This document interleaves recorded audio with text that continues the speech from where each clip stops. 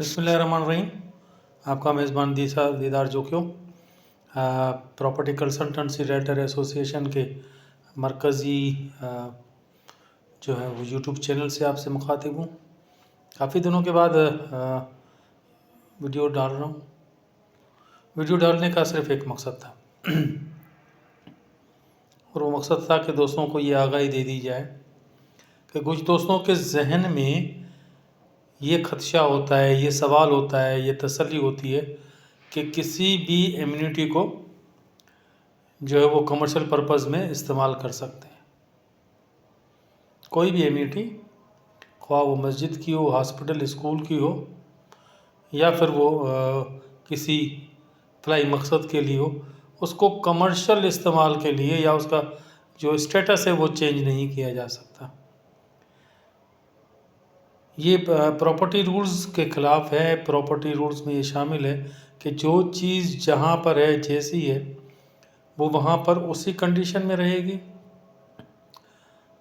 लेकिन होता ये है हमारे पास कि सिस्टम है, सिस्टम जो है वो उसको चेंज करके आपको तसल्ली कराते हैं और तसल्ली करवाने के बाद आप एक सिस्टम के तहत उसको बना देते हैं और लोग जो है वहाँ पे प्रॉपर्टीज़ ख़रीद करते हैं और ख़रीद करने के बाद आगे जाके जिन मसाइल का वो शिकार होते हैं वो मसाइल बड़े पेचीदा होते हैं। वो लोग अपनी प्रॉपर्टीज़ से भी हाथ धो बैठते हैं। सारी ज़िंदगी उनको खदशा रहता है, खटका रहता है कि हमारी प्रॉपर्टी के साथ क्या होगा। सबसे पहली बात तो ये कि आप कोई भी सौदा ले रहे हैं उसका स्टेटस चेक करें। मिसाल के तौर पे कहीं भी प्लाज़ा बन रहा है तो आप उसका मेन डॉक्यूमेंट्स का स्टेटस, अलॉटमेंट स्टेटस चेक करें कि उसमें लिखा हुआ क्या है।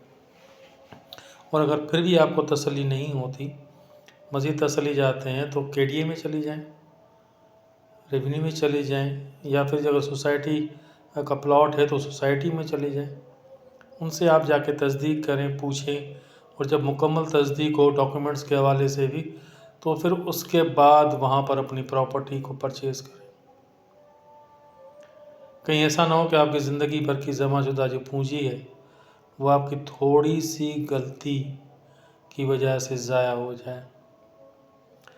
प्रॉपर्टी मशावरती ग्रुप में इस सिलसिले में काफ़ी दिनों से यही बहस चल रही थी और हमारे जो असातिज़ा कराम हैं, जिनमें इंतखाब सूरी साहब हैं और इरशाद अहमद है, फ़हीम अख्तर साहब हैं, वारिस बेग हैं और दूसरे दोस्त हैं, वो दोस्तों को इसी टॉपिक पे समझाने की जो है वो कोशिश कर रहे हैं और वो समझा रहे हैं, जिसके बड़े मुस्बत नतीजे हमारे पास आते हैं। देखिए, हम कोई भी कारोबार करें नेक नियति पे करें, और एक रियल्टर की हैसियत से हमारा ये फ़र्ज़ बनता है, अखलाकी, ज़मानवी और शरई, कि हम कोई भी सौदा बेचें तो अपने क्लाइंट को तमाम हकीकतों से आगाह करके उसके बाद उसको दें। अगर फिर भी आपका क्लाइंट ये चाहता है कि वो ये सौदा ख़रीदे, तो फिर वो अपनी उसकी सवाबदीद होगी, अपनी उसकी सोच होगी, जिससे हम फिर बंधे हुए नहीं होंगे। मैं बार बार दोस्तों को कहता हूँ कि जो चीज़ें आप बताते हैं अपने क्लाइंट को, मिसाल के तौर पे एक पोर्शन आपके क्लाइंट को अच्छा लगता है, आप उसको समझाते हैं कि पोर्शन की लीज़ इनलीगल है, पोर्शन लीगल नहीं है, लेकिन फिर भी वो लेना चाहता है, तो एग्रीमेंट में ये लाजमी लिखें कि ये जो सौदा है वो लेने और देने वालों के माबैन हो रहा है और ब्रोकर ने अपने तमाम तर फ़राइज़ को बखूबी सर अंजाम देते हुए इस पोर्शन के हवाले से जो भी खदशात और जो भी खसूसियात हैं उससे आगाह करते हुए उसको बता दिया है लेने वाले को कि कल कला को अगर कोई भी खदशा उसके जहन में या कोई भी सवाल उभरता है तो उसका ज़िम्मेदार वो खुद होगा। बात थोड़ी सी पेचीदा है क्योंकि हम ये चाहते हैं कि हमारा सौदा बिक जाए, बिक जाए, बिक जाए, लेकिन हकीकत है, अगर आप ये चीज़ लिख लेंगे कि पोर्शन ले रहा है और पोर्शन की खामियाँ और ख़ूबियाँ हमने उसको बता दी हैं, तो इसका मकसद ये हुआ कि मुख्तसर से आपके दो अल्फाज आपके एग्रीमेंट को मजबूत करेंगे और कल अगर कोई बीच में भाम पैदा होता है, कोई नाचाकी पैदा होती है, तो फिर आपके ऊपर इल्ज़ाम नहीं आएगा।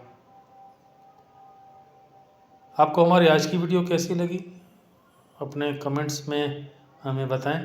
آپ کی جو تجویزیں اور آپ کے جو سوالات ہیں وہ ہمارے لیے بڑے کارآمد ہوتے ہیں. انہی سوالات کی روشنی میں ہم اپنا جو ہے وہ نیکسٹ ویڈیو بھی بناتے ہیں اور انہی سوالوں کے ہم جواب بھی دیتے ہیں. سو اس کے ساتھ ہی آپ کا میزبان دیدار جو کہ وہ آپ سے اجازت چاہے گا.